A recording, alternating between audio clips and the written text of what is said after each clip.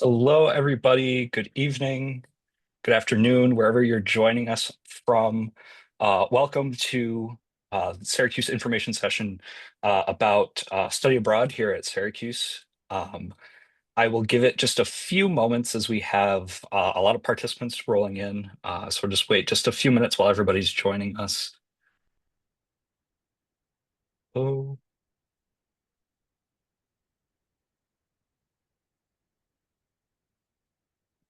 Okay, well, we can go ahead and get started. My name is Jordan Signor. I am the Assistant Director of Admissions and Events here at Syracuse University. I'm joined by some colleagues, April Lynch, who will be manning the Q&A section. So if you have questions throughout, please submit them in that Q&A section. We'll be monitoring that throughout the presentation.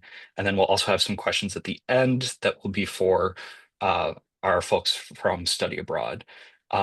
But I will turn it over to Delaney Van Way from our Office of Study Abroad, and I'll let her introduce herself. Delaney, take it away. Thank you, Jordan. Hi, everybody.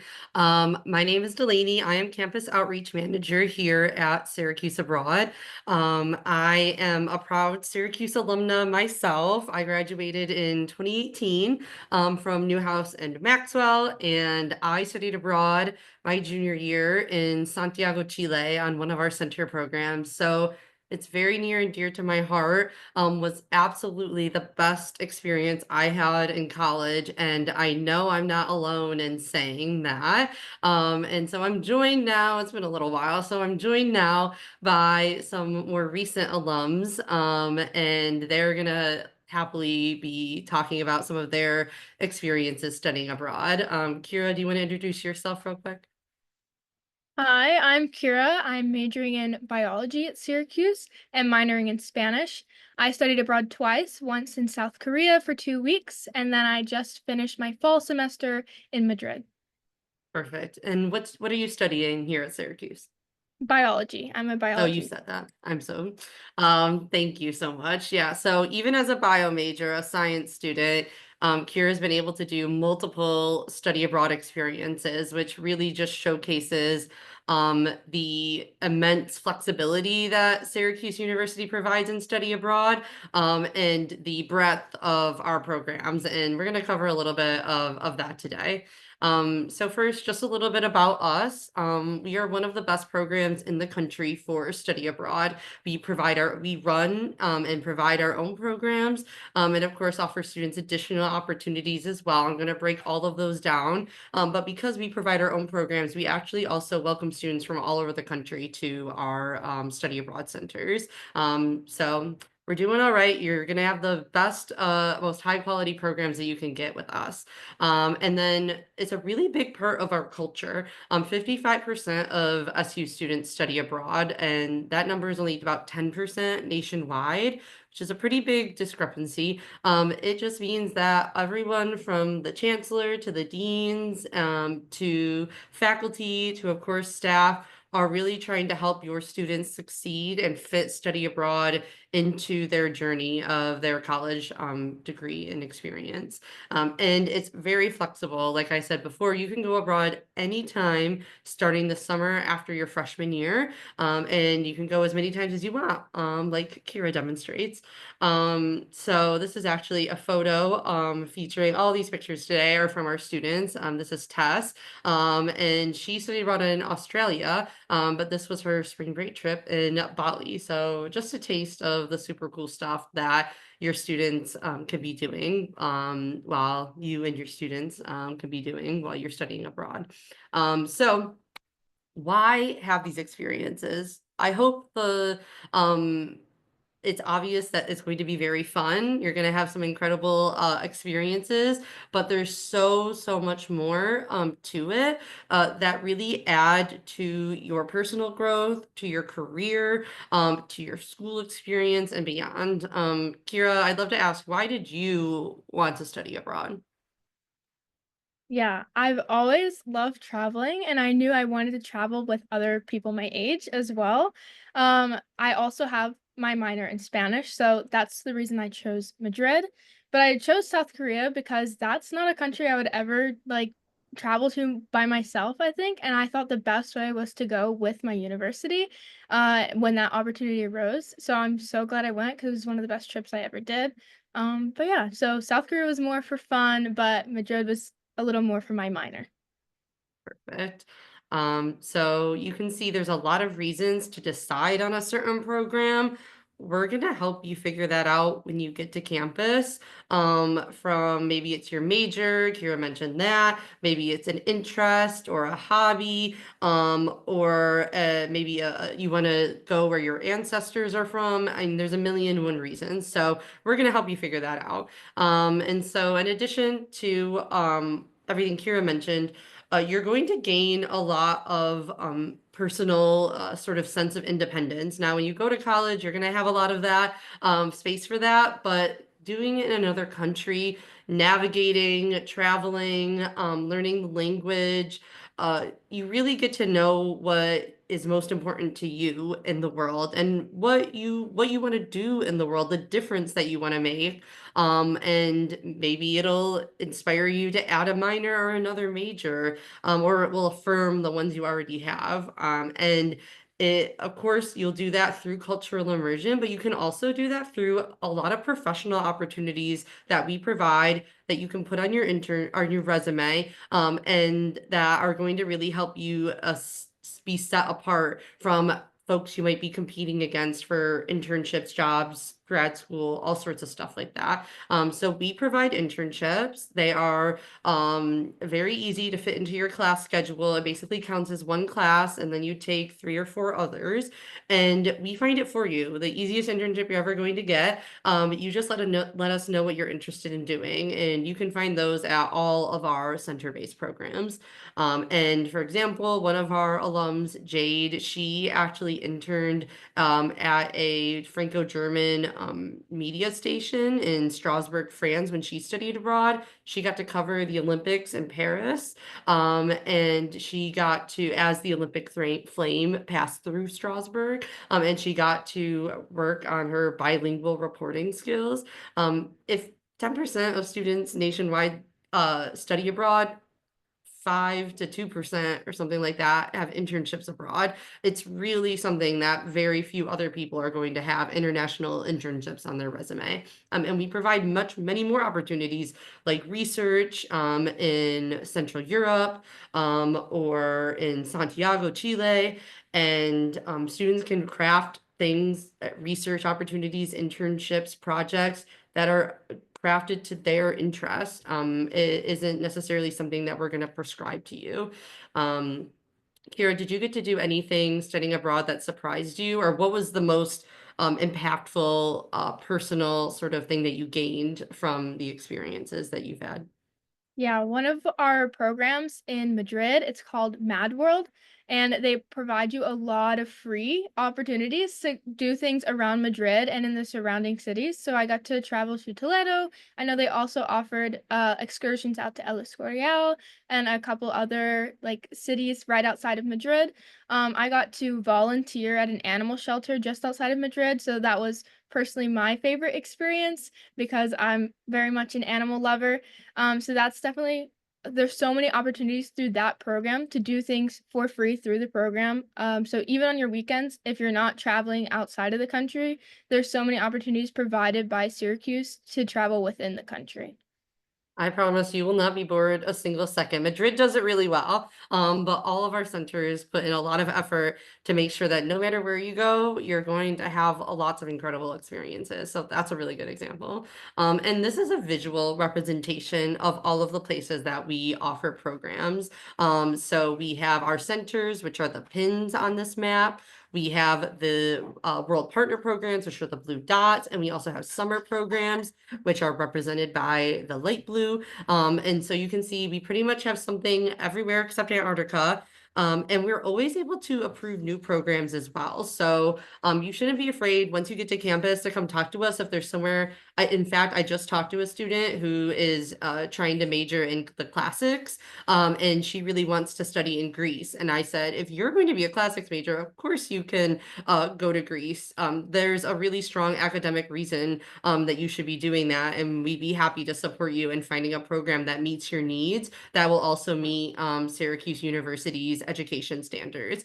So that's what we try to do. We really try to make miracles happen as best as we can. And so without further ado, our list of our center programs, the Santiago, Chile, I mentioned I studied abroad there. It's a little more Spanish immersive in the fall. You can actually start your semester in Buenos Aires, Argentina, and sort of take one Spanish class, warm up to your experience, and then dive right in the fall. In the spring, it's like our other centers. The classes are in English. You don't need to know the language prior to go. So again, another reason Syracuse Abroad is so accessible. You don't need to have prior language experience. And then we have Madrid. Kira, you mentioned wanting to do your work on your Spanish major. What were your other big reasons for wanting to go to Spain in particular? Yeah, obviously, I'm a biology major, so I thought that studying abroad would be really hard for me and to get all my lab work done. But Madrid specifically has a health and science program, so I was able to stay on top of my classes. I took organic chemistry, cellular molecular biology, and took my lab all abroad, as well as a fun Mediterranean Sea course, in which I earned my scuba certification. So that was really, really cool for me to get to do. So that's again part of the reason I chose Madrid is I got to totally stay on top of my schoolwork while also studying abroad. That's fantastic. And that might be the marine ecology class in Madrid might be the best class we have. Not to pick favorites, but it's really, really fabulous. So I'm glad you got to experience that. And that's a great example. We're going to talk a little bit about special programs, but we really try to make something possible for every major. So again, don't be afraid to come on campus, advocate yourself, come talk to us. We're going to find you something that works for your needs. And then that brings us to London, Strasbourg, France, Florence, Italy, and then exploring Central Europe. This one's only in the fall, so it's our half program, but it is based in Poland. And then students travel all over the region to pretty much every city in Poland, several places in Germany, in the Czech Republic, sometimes even Slovakia. It depends on the semester, but you really get immersed in the entire region and understanding how shifting borders in the Europe, the Eastern and Central European area have impacted identity or not, in the cities and sort of living memorials, lots of really incredible things. So that's a special program, and I definitely recommend everyone check it out. We offer our World Partner programs. Those are the programs that we approve but don't run so that students have more geographic options and more class options. We have summer. I'm going to break all of these down in a little bit. And we have so much more. It's almost unending. I could talk about it for hours and hours, but I promise I won't do that to you tonight. So please visit our website after this and check out a few more details about all of these. We have everything you could possibly need to know on there. And so that brings me to the World Partners. The most important thing to know about these is you're going to get the same, pay the same tuition. You're going to get the same financial aid, and you're still going to get SU credit. We pre-approve the classes, so you really don't have to worry about any logistics. It's just applying just like you would for the rest of our programs, and then we'll walk you through the rest of the process. And our partners are going to provide housing, they're going to provide classes. 90% of these are also English speaking programs, so you don't have to worry about that either. But it opens up much, much more of the world and more class opportunities. So for example, neuroscience is really strong in Denmark, or we have a film program in the Czech Republic, or public health in India, or social inequality studies in Brazil. I mean, the list goes on and on and on. So some of these might be a little more thematic, but most of them are general and open to everybody. And some are major universities like Yonsei University in Korea. That is one of the best universities in the country. And others are professional study abroad providers. And we have about a couple hundred students that do these every semester. So they're just as well known and popular and easy to do as our centers. So that's a little bit about the partners. And that brings me to how does this fit in your academic program? So Kira mentioned a little bit about her program, how it was a special one designed for bio and chem students so that all of those classes that you would normally take on campus, you have the opportunity to take abroad and keep on track. That's really what we want for every single student. Now, some majors, it's easier to save your electives, your liberal arts requirements for your study abroad experience. That way you can go wherever you want and take any classes you want. And maybe you only need 1 or 2 for your major, but some majors are a little more rigorous than that. For example, engineering. So we have a couple set engineering programs in Strasbourg, Florence, that actually are exactly like I just said with Kira. They're what you take on campus, but you take them abroad. So those are kind of 2 different ways that you might be approaching study abroad, and it really depends on your needs, even how many credits you're coming into college with, and all of that good stuff. Kira, did you seek out any help in sort of deciding where you wanted to go? How did you sort of look for programs? So I always tell people that I'm kind of like the study abroad website freak. I was always online looking at all the different trips available. And so I found that I was mostly independent in finding what course I wanted to study abroad in. But Nikki, I was wondering maybe what how do you picked Madrid? Yeah, so I would say my main reason for picking Madrid was definitely like a personal choice. I think I had gone to all the other countries before, besides Santiago, Chile, but I had never been to Spain. So that was something that I was really interested in. And then I also wanted to flesh out my Spanish. I'm very bad at it, so I wanted to go to a place where I could immerse myself in it, because it is a language, obviously, that we do speak a lot in America. So it was something that I did want to learn about. And then answering the question, I really ask for help to figure out which ones that I wanted, but I did use a study abroad advisor to figure out which courses were the best for me to take for my major, which is psychology, and then my minor is political science. Awesome. I'm so sorry I missed you, Nikki. You were on the top of my screen, but you just basically introduced yourself right there. You went to Madrid, you got your majors, that's perfect. So you even talked about why you picked Madrid, which is perfect. So my other favorite part of study abroad, besides traveling and having an amazing time, is how cool the courses are. We talked a little bit about marine ecology, which is a very good example. But these courses are so much more immersive than what you typically, not to put shade on the classes you get on campus, but what you typically find on campus, because you're going to go out and taste, touch, see, feel, what you're learning about. The world is your classroom, not just, a room with a screen. And these are just a few examples of classes that are like that. So some you're going to travel potentially even outside of the country, on field trips. Some you're going to every single day, instead of being in the classroom, you're going to walk around London and you're going to actually get to know the city and different landmarks and how they interact with the people of London and with the history of London. In art social action in the city, we're going to learn how Central Europe, or specifically Wrocław, Poland, implements social justice and action within their lived experiences and artwork. So there's so much to do. Nikki, did you have a favorite class, or like a more immersive class while you were in Madrid? Yeah, I had one of my favorite classes was drugs and human behavior. It was a psychology class, and it wasn't like totally immersive, but we did visit a jail in Spain, which I thought was really cool. It was a women's jail, and I'd never been into a jail before in any country, so it was a very different experience, and it was very eye-opening to how the systems are different here compared to America. But I had a friend that did, and she took like a art history course, and they went to museums every single class, and so that's really nice. You can go to museums for free, and they went to a lot of different museums, even like the less popular ones in Madrid, which was also really nice.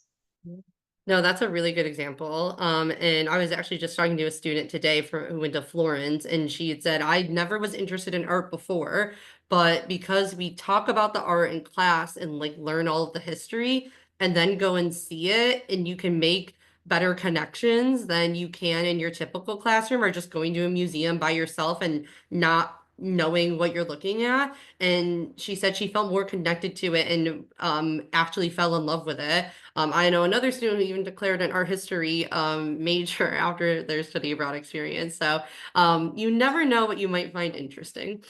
And so that brings us to summer and short term. Those are sort of two different buckets, if you will, of our summer programming. So we actually operate classes at our centers in the summer. So Florence, London, Madrid, and Strasbourg. You can do classes, one or two, or an internship. Same deal as I said before, we'll find it for you. And this way you don't miss out on internship season in the US.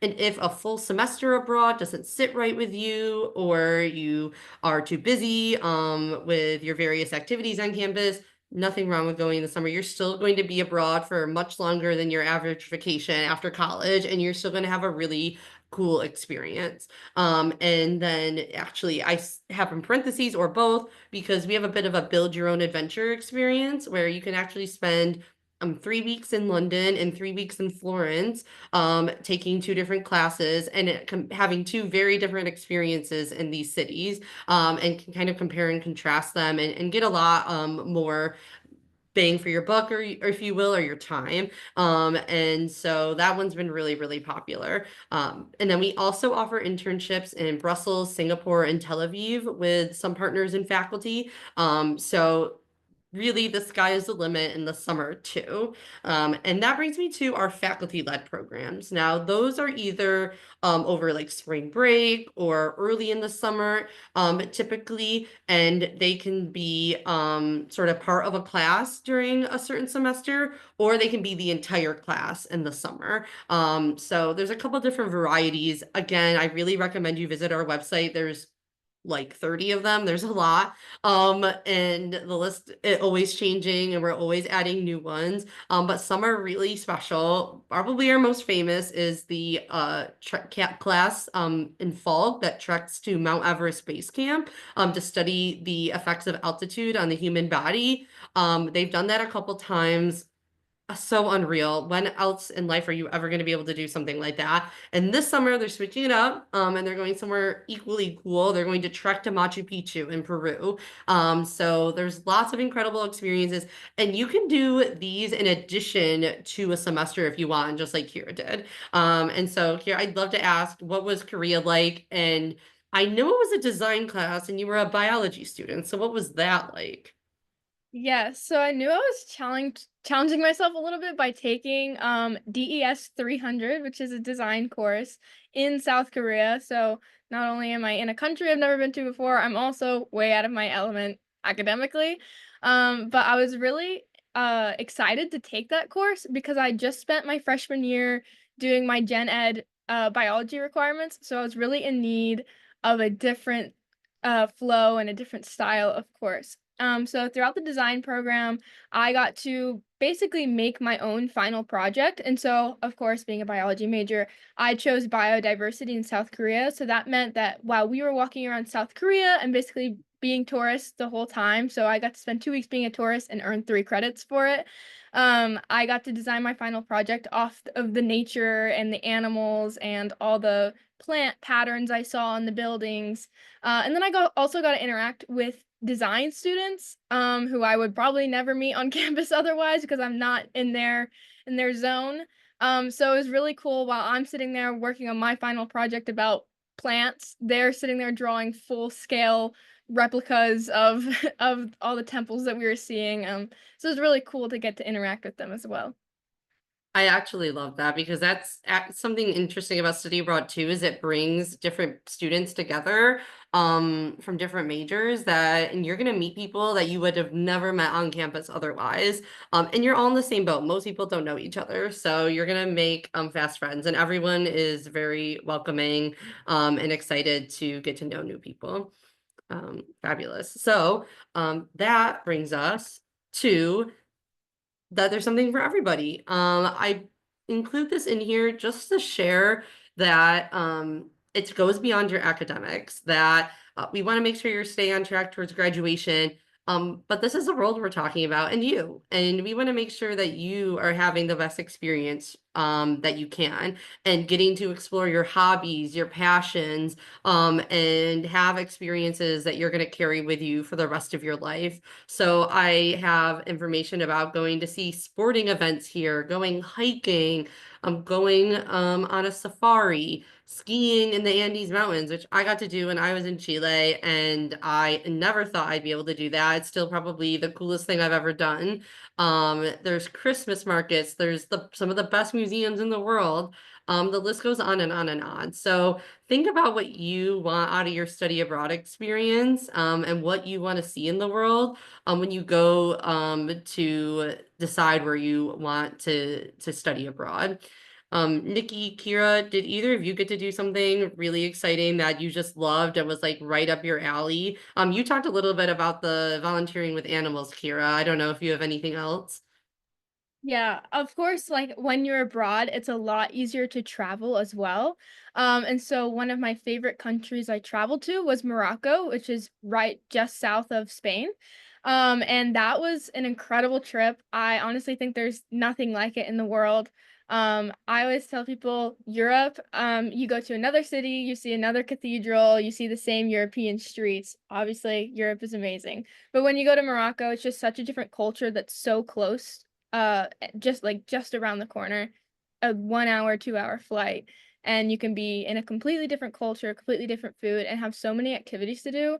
So that was personally like my favorite trip that I took, and I highly recommend it. Anyone who's going to Madrid, you can't miss Morocco. Excellent. I think that's good advice. How about you, Nikki? Anything that you got to do that was like a dream come true or anything like that? Um, I went to Portugal, which I had never gone to before. I had traveled a lot prior to this experience, but we had never gone to Portugal. And so I went to Porto, and it was really, really beautiful. Like the being there and everything was just great. Like I vividly remember my apartment window from like it was just a gorgeous view of the water and of this big, big lake that traveled through Porto, and it was for very cheap, the Airbnb that we got. So kind of like what Kira was talking about, traveling is probably the things where you're going to see the most like exciting things. But I also went to the zoo in Madrid, and that was very fun. I had a lot of fun. They have like over like 100 animals. They have an aquarium. So I also had a lot of fun doing that. So you don't always have to travel to still see something new and exciting every day. But yeah, I would say like in Madrid, the zoo was probably the coolest thing that I did. I love that. Nothing wrong with a good zoo. And the other thing that you mentioned that I think is really important is this is like the one opportunity to have a base, in these incredible cities for a whole 3 months. So don't make sure that you're exploring that place too, because you're going to get the opportunity to know it so deeply, hopefully even feel like it's home. And so definitely travel, but make sure you're checking out the country and the city that you're living into. And we want to make sure you're safe while you do all of these amazing things. So we have so many staff abroad in all of our locations that are there to be on call when you have a need or to help resolve a housing issue or to help you manage homesickness or find activities to do in the city. They're kind of there for everything. And they're really some of the sweetest people in the world, and they're locals. They know these cities like the back of their hands. And most students, most of the ambassadors that I work with, feel like they are moms and dads away from home a lot of time. So don't be shy about talking to them. And we have a lot of resources both on our website and with our staff on campus and with our staff abroad for helping you find people who are like yourself or to find your community where you're studying abroad if you're feeling disconnected to that, or you just want to feel like maybe a little bit of home. And we're also going to make sure you have plenty to do in the city. And we're often putting on, like Kira said, different events where you are actually just going with other people, other students in the cohort, and getting to do interesting things. But we can also just make recommendations for things that you might want to do. was there anything you guys would want to add on this slide? Any like sort of experiences where you needed help and the staff were particularly there for you? It's okay if not. Hopefully you didn't need help and everything was perfect. I would just add that the staff really are there to help you. I love the staff of Madrid. I miss them every day. So never be afraid to go talk to them in the office, because they will help you and they will guide you, or they'll just be a friend to you. And so yeah, I really do love the staff of Study Abroad. Fabulous. Thank you. I mean, I guess I know that talking about the health and safety, I had a friend that did have like she got like food poisoning, something like that. So she did have to navigate like going to the hospital and everything. Thankfully, she speaks fluent Spanish, but they always do have a translator and everything. So that will never be an option and never be like a fear of it or anything. And they were very easy to accommodate. It was like 4 a.m. when she needed to go to the hospital because it was like so bad and everything. And you know, Roberta, which was the person in charge in Madrid, was like on call and there and got her there and took her to the hospital and everything. And so they're really there to make sure that you are safe at any time of the night. Thank you. Thank you both for sharing those. And so this is some of the logistics. How can you have all of these incredible experiences? It actually might be a lot more accessible than you realize. So tuition is the same for study abroad as it is on campus. That doesn't change. Instead of room and board, you're going to pay what we call a program fee. All of that goes through your Bursars account, and you're going to get all of the same financial aid 99.9% of the time that you get on campus. You're going to get that abroad, and often we'll give as many students as we possibly can extra grants and aid as well. We have grants based on need and high GPA and sometimes location as well. There are named scholarships you can apply for. There's aid for summer too. Depending on, you know, where you go, you can get up to even like $8,000 for the summer. So these really add up. And can defray the cost of study abroad. The biggest difference really at the end of the day is going to be your out-of-pocket expenses. So that's when you want to travel and go out to eat and things like that. But I really can't emphasize enough how customizable that is to each person. First of all, there are lots of ways to save and budget for those. We have tons of resources on campus for budgeting as well. As well. But there are ways to defray that as well. Homestays that provide meals, for example, or taking the bus instead of flying, or going to free shows and concerts. There's always going to be free things to do in these locations. So don't hesitate to come talk to us about that too. And we are happy to give you tons and tons of resources, and even sometimes connect you to the center. If you want to hear it right from them, they would be more than happy to talk about all the stuff that they provide. So can be deceptively much more similar to being on campus than you think. And our website is chock full of information, videos, and links to other scholarships and things like that. So hopefully I have maybe convinced you that studying abroad isn't as expensive as sometimes we make it out to be. And here's examples of the grants that we offer. These are automatic. You don't have to lift a single finger to do these, or to receive these rather. We're often offering these for Santiago, Central Europe, and sometimes even Strasbourg. And then you can see a little bit of the need-based and the merit-based awards as well. Kira, Nikki, let's start with you. Any tips for how to save money abroad, or budget, or save money while traveling? You already mentioned you had a very affordable Airbnb. Yeah, I would say definitely for like the traveling aspect, I would definitely try to plan your trips during the first 2 to 3 weeks of the program. Don't try to plan it before, because some syllabuses do have you having like trips on Fridays, so you can't do like weekend trips where you'll be taking the Friday off. So I would definitely try to plan it though in the first 2 to 3 weeks, because the flights, if you do try to do it like 2 weeks before, it can be like $200, $300, which is obviously not terrible compared to our prices here, but they're not like the $60, $100 that you could get if you planned it a month in advance. The Airbnbs, though, they're pretty much cheap every kind of time. And then money in the actual place. At least Madrid, talking about Madrid, it was super easy to find cheap places. We had this thing called the Mercadona, which was right next to the institute, and it had food. Like, it was like a grocery store, but it also had food, that normal food, like hot meals that you could purchase that were super, super cheap. And even though normal sit down restaurants were also super cheap compared to American standards. So I would say that it's not difficult to not spend money in like the day to day, but definitely with your planning ahead, I would just plan ahead for traveling and stuff like that. Very good advice. I appreciate that. I could not agree more. And Kira, do you have anything to add? Yeah. So I agree, planning in advance, but also looking online. I personally use like Google Flights to find the cheapest flight options, and I have a bunch of really good stories about my budget study abroad travel that I could divulge. But definitely look into trains and buses as well. You'd be surprised how accessible so many countries are by those modes of transportation, and they're a lot cheaper than flights. Otherwise, I worked this summer before I studied abroad, so I could pay towards some of my extra expenses. But otherwise, I totally agree with Nikki.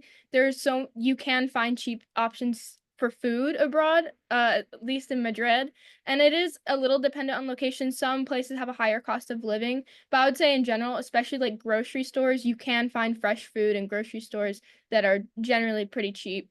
And even eating out, like tapas in Madrid was pretty cheap as well. And so most housing plans, you will also have a meal plan. So most of your meals are being provided for anyway.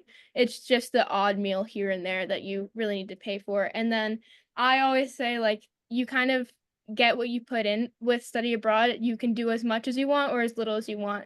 As we've kind of been reiterating, there's always going to be free things to do as well. And there are programs where you can travel for free to different cities like in the country. So even if you can't afford to go like somewhere every weekend, which most people can't, there's always those options that are free, and there's plenty of places to explore in the city that you're in as well. 110%. Very, very well said. And I second, my number one piece of advice is you get into it what you get out of it what you put into it. So that comes with planning and the experience itself. So if you want an amazing experience, give it your all. Now that brings me to possibly my most important piece of the logistics, and that is the application process. It's relatively simple. It is set by semester or summer programs. So you can see all of those broken down here. And it's about a year before you go is when the applications are going to open. And so if you're planning to go in, say, spring 2026, our applications are going to open May 15th, 2025, just as an example. And so you can reliably plan ahead with those. Now, the most important part is that they are rolling admissions. So first come, first serve, basically. So you want to make sure you're applying as early as you can. Some of our programs do fill up. So that's particularly in the spring. My number one pro tip for you is going to be thinking about going in the fall. I know that's when Kira went. I'm not sure about Nikki. Perfect. There you go. So I don't know if y'all have any advice why you chose that. But it's going to help you get into the program you want to go. You're going to get more financial aid. You're more likely to get the housing choice abroad that you want. It's easier to go with your friends. If you have a big group of friends you want to go with, you can all go in the fall, and then you're all going to get in to the program you want to go on. So there's a lot of benefits, but at the end of the day, it's up to you, your academic circumstances and things like that. But you're definitely going to want to apply early in the spring. And you only need to have a 2.5 GPA for most of our programs, and you can't be in any pending disciplinary procedures on campus. But other than those two things, you're going to get accepted as long as we have space in the program. And we're always going to have space in all programs. So even if you didn't get into your first choice, we're going to have other options. So have a backup plan, and we're here to help you figure out all of those. Exactly. So, do either of you have anything to say about fall? It's okay if not. Yeah, I mean, I will say that personally, I think the weather is better. It doesn't get cold until November. So you kind of get to enjoy the last of summer and then the fall season before it gets cold. And the cold in Europe is not the cold in Syracuse. So in my opinion, I think the weather is a little better in fall. And like Delaney was saying, it is easier to get in the fall and with people if you want to go with them. So. My main reasoning for the fall was just because I prefer the basketball season here than the football season. But I would say that the other main reason that I would do it is if you are like a junior or you're and a senior and you're planning on doing apartments and subleasing, it is harder to find a sublease while you're going abroad in the spring compared to going abroad in the fall. It's a lot easier to find people to sublease in the fall compared to the spring. So that's also like a positive. Exactly, because everyone in the spring is competing against each other, so it's different competition. And we're of course happy to talk more about all of this later on, if you want to email any of us. So this conversation will keep going whenever you want it to. And now last, what should you guys do? When you get to campus, plan early. Even if you don't know where you want to go, just tell your advisor, I'm thinking about studying abroad. And that way you're not wasting good electives and even major classes that you can take abroad by taking them on campus. So let them know early, even if you don't know where you want to go, that you want to study abroad. Visit our website. I'm so glad Kira's a champion of the website because it is full of resources, as everything you could possibly need to know. And you can also meet with us. You can do that by walking in or making an appointment to our Bird Library office. It's in the lower level. We're there every weekday, so don't be shy. Or if you know exactly the program you want to go on, you can make an appointment with that advisor as well. So lots of options and ways to learn more and get more information. And last but not least, the best source of information is our ambassadors. So they are all listed on our website for all of the programs. If you're interested in a program and you don't see an ambassador for a World Partner, for example, email me, we'll find you somebody, I promise. We also have a podcast that we record weekly, where we talk about student experiences abroad. We have one for every center. We have one about finances, deciding where to go, preparing to go, every internships, everything under the sun, truly. And then we're also having students do takeovers on our main Instagram account, as well as many of our center-based accounts. And so you can check that out and again, get a day in the life behind the scenes look at what students are doing abroad literally right now. We have somebody today, I believe it was UNSW in Australia, and it looked beautiful. I was very jealous. So yeah, definitely check that out as well. And that brings me to my last question for Kira and Nikki. Let's start with you, Nikki. What have I not covered? What's your number one piece of advice that I haven't mentioned yet? Let me think. I guess the number one piece of advice is I would definitely like go into it with an open mind. I came into the program in fall with no friends. I didn't come into it with any friends. And I found two of my closest friends, two friends that I still hang out with pretty much every single day. Even on this campus, we would hang out every single day in Madrid, and now I hang out with them pretty much every single day here. So I definitely would be open to the people that you're going to meet. There are the community obviously of Syracuse in Madrid is a lot smaller, so you're going to meet a lot of people. And I would just be open if you are coming in with people, still be open to meeting new people, interacting with new people, going on trips with new people as well. That's always really, really fun. So yeah, I would just come into it with an open mind. Obviously, when you're also like being immersed in the city, come into it with open mind, be open to trying new things. There's obviously going to be different cuisines that you've probably never had before. So I would also just be open to that. There's going to be new things, new experiences, different cultures have different customs. So just kind of, again, being open to everything is probably like the number one advice I could say.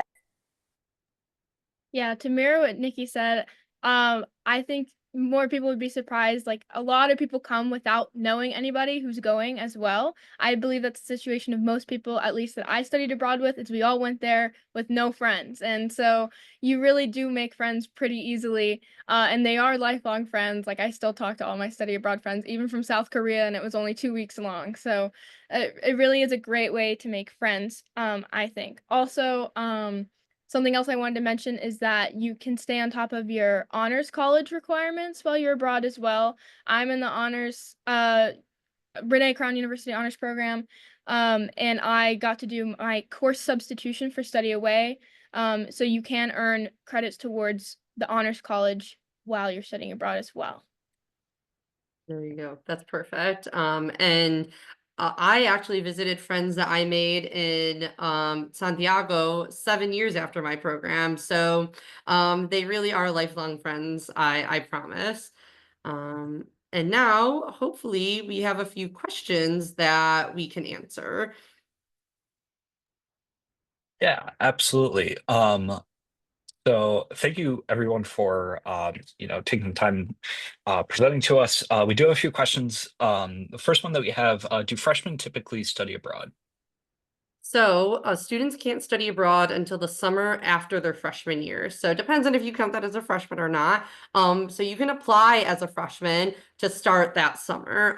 But typically, most students don't study abroad during their freshman year. The next question that we have, do study abroad experiences count as course credit at Syracuse? Yes. So you just said study abroad in general classes. Thank you. Yeah. Yes. All of our classes are Syracuse class credit. So it depends on what it's going to count as, towards your degree. And that's what the conversation you'll have between you and your advisor. But everything will go on your transcript, and will count for something.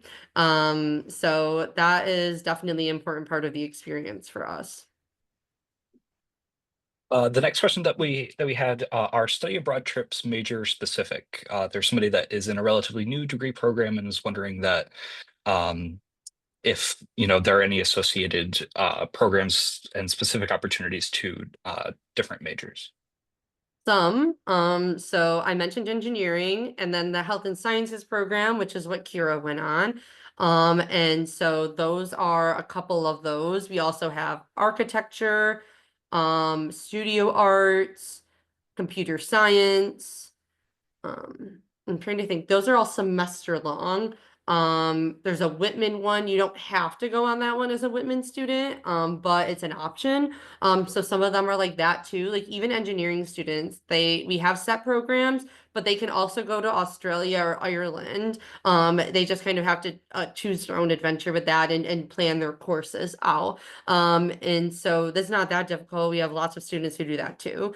So it depends, and we're always adding more programs as well. So keep your eyes out for our announcements and things like that, because you never know what we're going to be have coming up on the horizon.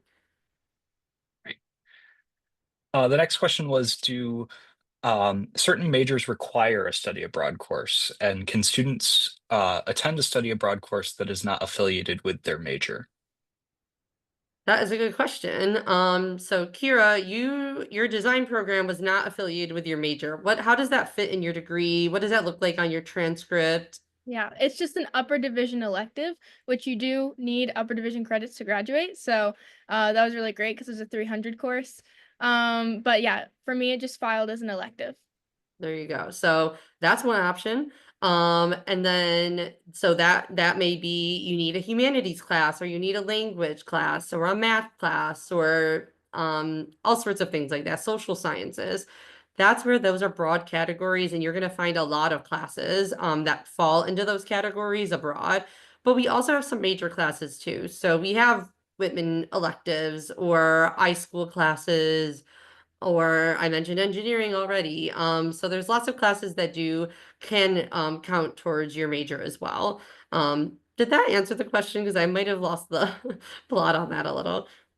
I think so, yeah. Okay, thank you. The next question that we had, how many times can a student study abroad? Technically infinite. We until you want to stop paying for college. But we have had students, particularly in Maxwell, so political science, international relations, especially who study abroad for semesters. That is pretty rare. I'd say 2 semesters. I've had Whitman students who've done that, or lots and lots of other students. Actually a psych and forensic science student that I can think of did 2 semesters in the same place. They loved it so much, Queensland, Australia. And so the sky's the limit with that. But the easiest thing to do is probably a semester and a summer or a short term or a couple summers or something like that. Great. The next question that we had, what would happen to dorm room and board fees back on campus and your dorm room in general for if you were gone for maybe a semester? Yeah, so mostly you don't have to worry about it. So we're going to communicate with housing what students are going abroad. You will also communicate with them. So we're all extra secure on that front. And then you basically it won't come up on your bursar's bill. You won't they won't be expecting you in the dorm. If you have a roommate and that roommate's nervous about being alone or being put with a random person, that might be a conversation to have with housing. But generally speaking, you really don't have to worry about it if you're living in a dorm. Are there any programs that run for the full academic year? There are some, they're not necessarily set up that way, but you can create a setup for that. For example, the main one I'm thinking of is our partner university in Madrid. So if you have a little more advanced Spanish, you can take classes at Universidad Autónoma de Madrid, and that can be for just the spring. Or it can be for the full year, and we'll happily set that up with you. I've also had students who've gone abroad in Santiago, for example, and they decided they loved it so much they just stayed, and we helped them figure that out. So you can easily make one place a full year experience.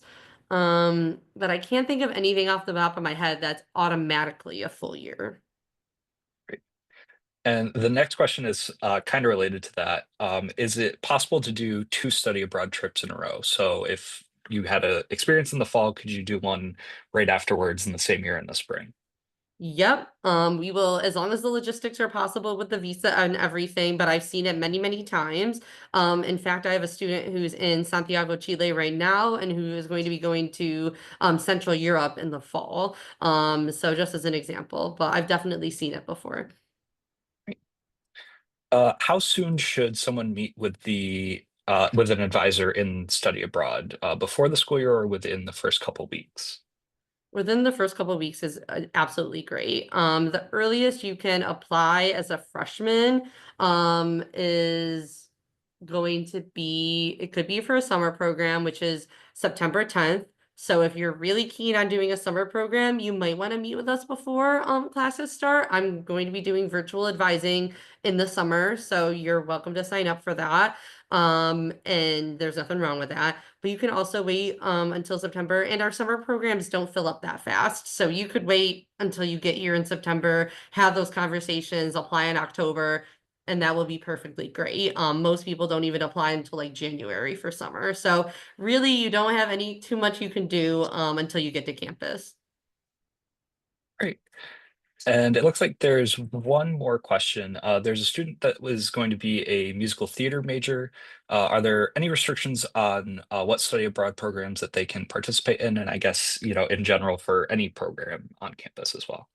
Yes, so that is another good example of one of our special programs. I had forgotten about VPA. That's my bad. So VPA, Visual and Performing Arts School, has a lot of special programs since students are in the studio and on stage, and their classes are very, outside of a normal classroom. So we do actually offer a really, really incredible musical theater and acting program in London at Shakespeare's Globe. So students actually perform on the stage at Shakespeare's Globe at the end of the semester. So that's one example. That's not to say that that's the only program you absolutely can do.